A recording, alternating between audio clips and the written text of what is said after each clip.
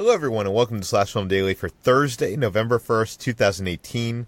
On today's episode, we're going to talk about the latest film and TV news. This is Slash Film Editor-in-Chief Peter Sciretta, and joining me on today's podcast is Slash Film Senior Writer Ben Pearson. Hey, what's going on? And writer Hoai-Tran Bui. Hey, everyone. It is officially November. We have gotten past October. We have unlocked a new achievement. And Merry Christmas season, everyone. Yeah, I already had my Christmas tree up for reasons I won't discuss here. But oh my gosh! Actually, no. Okay, it's from last year. No, I ordered. I do notoriously keep my Christmas tree up much longer than I should, but I ordered a new. I have a fake tree instead of buying a tree every year because I think that's wasteful. No offense, or no judgment to anybody who does that. But we bought a new one, a bigger one, and when it arrived, it came in a package that was much bigger than I expected. So I was like, we got to set this up and see if it fits in our place. And it did. And I was like, we're not going to take this down. We'll just leave it up. So, yeah. So I still got to decorate the tree. But when do you guys start putting up the Christmas season ornaments and stuff like that? I think the beginning of December, maybe the first week of December or something. I think my wife is not in the room at the moment, so she would have to fact check me on that. But I feel like that I have a pretty bad memory, but I think that's about when we do it. What about you, Aishi? For me, it's immediately after Thanksgiving because I have to, let Thanksgiving have its time to shine. I think it's an underrated holiday, but at the same time, I'm very excited about Christmas. I love decorating for it, and I try to get the decorations up pretty quickly. See, I'm on the Disneyland schedule where, once Halloween happens, they take down the Halloween decorations, and then it is now holiday time until the end of December. So I want it to play as long as possible. I usually don't even take my tree down until I'm back from Sundance. So it is a whole, 3 months or something. Insane. But okay, people do not pull up this podcast to listen to us talk about Christmas or whatever holiday. Yeah. So let's get into the news. Let's start off with a bit of breaking news that just hit. That Ewan Mcgregor is going to play the Batman villain Black Mask, but not in the new Batman movie. HD, tell us about it. So Birds of Prey has cast its big bad. Birds of Prey has Ewan McGregor is in talks with the Birds of Prey production to play Black Mask, who is commonly known as a Batman villain, as the villain in Birds of Prey, which is being directed by Kathy Yan and will star Margot Robbie, Mary Elizabeth Winstead, Rosie Perez, and Janae Smollett-Bell. So he is in talks to play Black Mask, a Gotham mob boss and a frequent Batman foe, who is known for being a very brutal mob boss who enjoys torture and wearing creepy titular black masks that sometimes have the power of hypnosis. It's a lesser-known Batman villain who came about back around 1985 and has not really had a lot of time on the screen. He appeared in the Batman animated film Batman Under the Red Hood, but mostly has been relegated to the video game domain. So does this bit of casting make you at all more excited for this film? Well, I love Ewan McGregor, and I'm very excited to see him play a villain. He doesn't often do that. He kind of did in the FX series Fargo, but this would be the first time I think. I don't want to say that confidently because I'm not quite sure, but this will be the first he's playing a villain in a blockbuster film. At least I can say that. So I'm interested to see him stretch his acting chops in that regard. Black Mask is a villain that I'm not really interested in. I've always kind of seen him as the gritty 80s update to Penguin. He's kind of the same vein except a mob boss rather than just a wealthy, corrupt businessman. So I'm not quite interested in the villain, but this is not a Batman film. It's with Birds of Prey, and it's possible they could revamp Black Mask to make him more interesting and a more sinister foe for the female-led team. It's kind of similar to what they did with this is a Marvel show, but with Kilgrave, who was a like D-list Daredevil villain and became Jessica Jones' the best baddie. So it's possible that they could do that with Black Mask here. Yeah, and it probably shows us that Matt Reeves is not planning to use Black Mask in his Batman movie. And I know, I can't think of a Ewan McGregor big villain role, but I'm sure there is one out there. We're going to get an email or a tweet like we did yesterday when HT, you said that Attack on Titan was a mecha anime. Yes, I apologize for that. That was my mistake. To be fair, this was when I first heard of Attack on Titan, people were calling it like the successor to Neon Genesis Evangelion, which is one of the greatest animes of all time. So I scoffed at that, but I also somehow got it in my head that they were similar in that being a mecha anime. And Attack on Titan is not a mecha anime. There are no giant robots. They do fight giant monsters, but not with robots.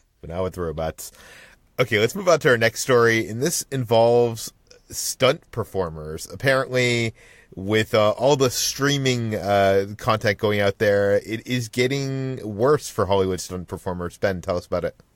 Yeah, so almost a year ago, we wrote about how costs for producing TV shows and content in general have skyrocketed in the peak TV era because showrunners and production crews are often thrown into higher positions that they may not have been ready for because, if there are only 400 experienced showrunners in town, for example, and there are over 500 scripted shows on the air, that's a bunch of extra showrunners that people are going to have to step up into those positions. So where inexperienced showrunners might go over budget and cost a network some money, inexperienced stunt coordinators, that's a whole different thing because people can and have died on film sets at a more alarming rate recently than in years prior. So the Hollywood Reporter has this really good breakdown of a bunch of interviews with people in the stunt community talking about two key stunt performers who have died recently on sets. We wrote about both of these when they happened. I think we probably talked about a couple of them when they happened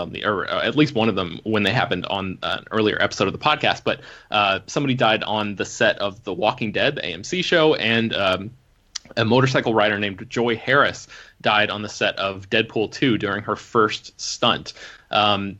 Basically, the entire piece just sort of takes a step back and looks at the industry as a whole and points to, like you said, Peter, the rise of these, all of the content that needs to be created for all these different platforms, and just is trying to assess what can be done to help make the stunt people, give them a safer working environment, because a lot of these productions out there are trying to cut corners and just try to get things done, as quickly as they can without necessarily doing the due diligence of having the most experienced people possible on set to sort of protect people. So that's the gist of what's going on.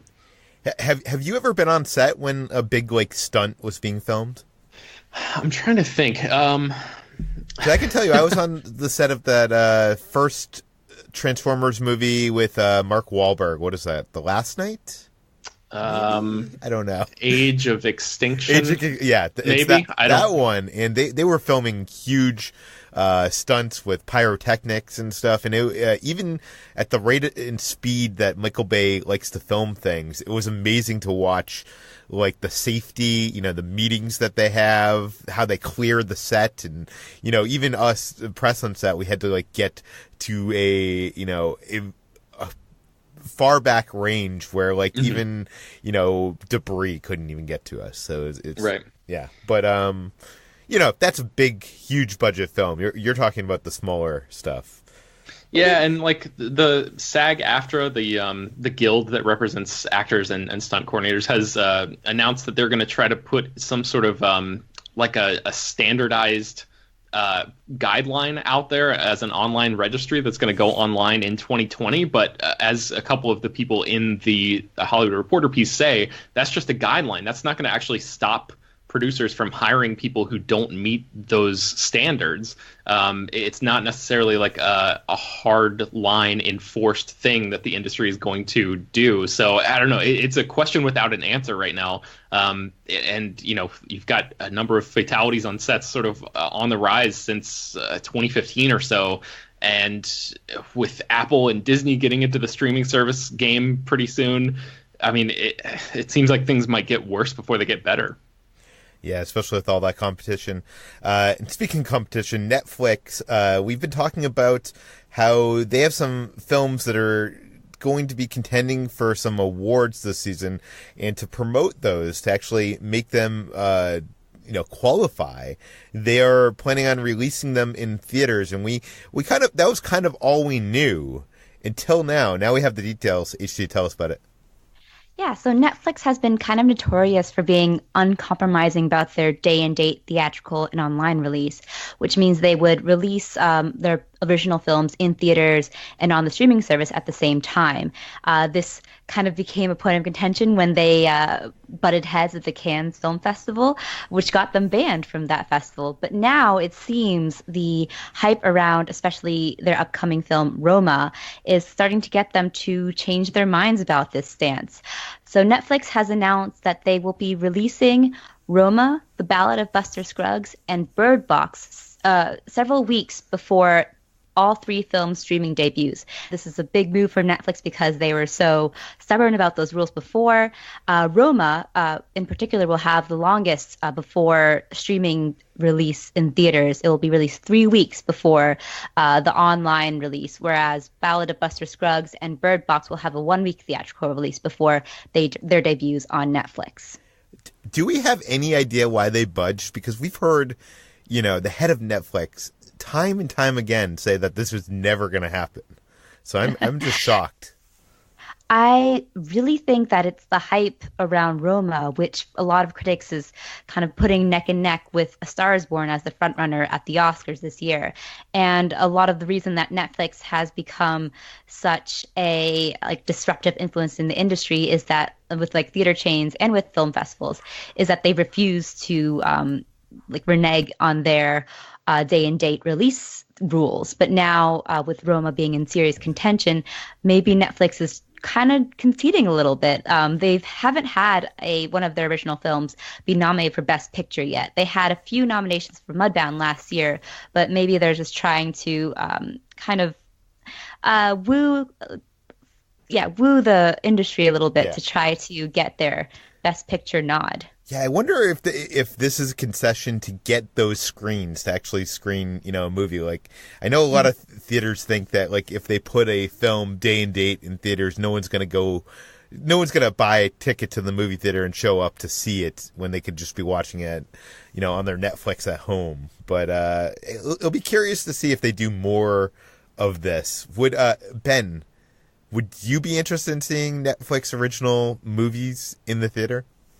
I think so. I think they're especially, you've got so many distractions at home, right? And the idea of watching something like Roma, for example, I think, I don't know, that movie is an especially interesting case study here because it's a movie that is in black and white and it's in a foreign language and it's got subtitles. And, most people would probably not pay to see something like that in theaters, but theoretically a lot more people will be able to see it on Netflix. But then at the same time, they have to contend with all the distractions that come with watching a movie at home.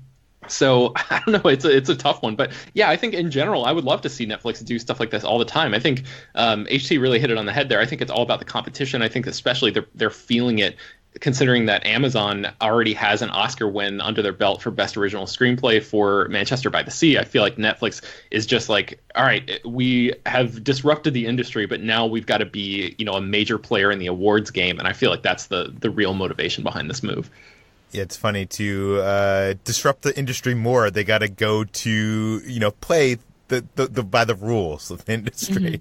Mm-hmm. But speaking of something that is made for the small screen that could have been on the big screen, we have learned that the original plan for Game of Thrones was to end the series with a movie trilogy. Ben, what do we know? Yeah, so Entertainment Weekly has a big cover story about Game of Thrones Season 8, which is the final season that's coming up next year. And we still don't know too much about it, but we do know that, as you mentioned, they were originally planning, David Benioff and D.B. Weiss, the showrunners, were originally planning on ending the series with a 3-movie trilogy in theaters. So I'll read you a quick excerpt here. The final season could be 6 hours long and released as 3 movies in theaters, just like George R.R. Martin's best-known influence, The Lord of the Rings. It's not that the duo wanted to make movies per se, but it seemed like the only way to get the time and money needed to pull off their finale. It's what we were working towards in a perfect world, Weiss said. We end up with an epic fantasy story, but with the level of familiarity and investment in the characters that are normally impossible in a 2-hour movie. So that was their original plan, but HBO stepped in and basically just said, "Hey, we're making TV over here. We're not exactly making a bunch of movies. So we'll give you the resources that you need to tell the story that you want to tell on a tentpole size scale, but just on TV instead of in theaters. And that way, it keeps Game of Thrones as a television show and doesn't like split things up and direct people who are already paying for a subscription to HBO to go pay for individual movie tickets and all of that kind of stuff, and it just wraps things up with a neat bow. And I mean, I just think back to what they did with Entourage, with the Entourage movie, sort of wrapping up that story, a couple years after Entourage went off the air, and that was just like, that was so bad, and it made no sense to me that the network would want to point people in another direction like that. But I'm glad that they made this decision to sort of keep Game of Thrones all contained on the small screen. Well, the Game of Thrones creators were like, fine, we'll just go make a Star Wars trilogy instead. Yeah. Did we learn any more from this EW cover story? Usually there's a bunch of bits, right? Yeah, there's a couple little pieces, quotes from Kit Harington and Amelia Clark. One thing that I found kind of interesting was a quote from Brian Cogman, who was an assistant to Benioff and Weiss before becoming a writer on the show and eventually moving his way all the way up to co-executive producer. He said that the final season is all about all of these disparate characters coming together to face a common enemy, dealing with their own past, and defining the person that they want to be in the face of certain death.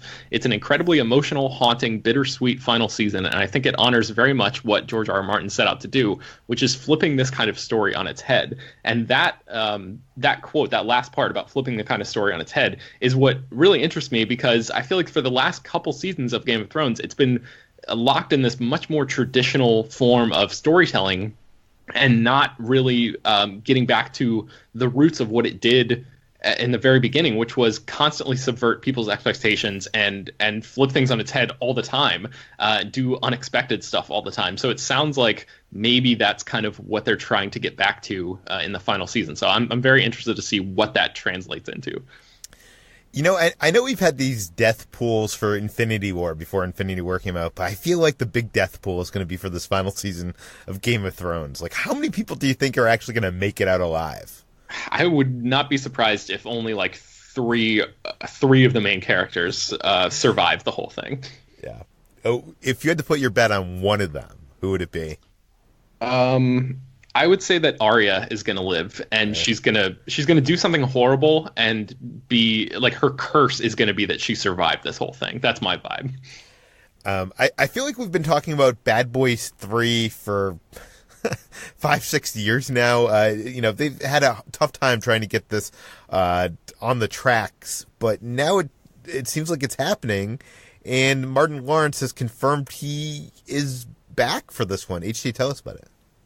Yeah, so the long gestating Bad Boys 3 last month received the green light from Sony. And while Will Smith was on board, it was a big question mark around Martin Lawrence, who has kind of remained the lone holdout for this franchise. But today, in an Instagram post, he confirmed that he is a bad boy for life and is returning for Bad Boys 3, aka Bad Boys for Life. So, and you were right, Peter, it has been a long time, and it's actually been 10 years since we've been talking about Bad Boys 3. 2008 was when Michael Bay considered helming the third entry to the franchise, and it's just been a revolving door since then. And Slash Film's been around now for 13 years, which is a long time. And we're getting to the point that there are franchises that we wrote about in the first year or two of Slash Film that are finally getting made. That's an insane journey. I just wonder, like, what else did Martin Lawrence have going for him? Why? Like, what is his schedule like that he's like, oh no, I don't want to do Bad Boys 3, because I don't see, a ton of Martin Lawrence films coming out. I can't answer that. I don't know. I don't know. But yeah, I don't know. Are you excited for a new Bad Boys movie? Not particularly. I wasn't a huge fan. I've only seen the first one, I think, and it was a long time ago. So I'm not like a huge fan of the franchise, but I'm sure many people are out there. I like the second one better than the first one. Okay. Even though it kind of devolves into something that doesn't make much sense. Ben, are you a fan of this franchise? I've seen both the movies. I really enjoyed the second one in the theaters when I saw it, but I haven't really thought about it since then. I'm not sure how well it would hold up in, under modern scrutiny, but I don't know. I mean, I am always a big fan of Will Smith in a crowd-pleasing summer blockbuster. So anything that will get him back to that position, whether or not that means that Martin Lawrence is involved or not, I'm all for. Yeah, I'm all for a buddy comedy when those two have the chemistry that they have. But I don't know. We'll have to see how this one turns out. Let's move on to another announcement from Netflix, and that is that they have announced Stranger Things Day. My first thought here, Ben, is what the heck is Stranger Things Day, and what does that even mean? So Stranger Things Day is November 6th. It's going to be celebrated on November 6th, presumably every year moving forward. And the reason for that is because on November 6th, 1983, that was the day that Will Byers went missing in the first season of Stranger Things. So it's basically just the new May the 4th be with you, Star Wars Day or Batman Day or Alien Day or whatever. Stranger Things is, Netflix is they're disrupting everything, including the very concept of our own calendars now, Peter. So they're trying to plant a flag in the ground on November 6th for Stranger Things Day. And what is actually going to happen on that day? Well, Bloody Disgusting says that the Stranger Things themed haunted house at Universal Orlando at the Halloween Horror Nights there is going to be reopened to the public just during the day for that day only for people to explore and celebrate Stranger Things in that way. I speculate in the piece that maybe they could release the first teaser trailer for the third season of the show, because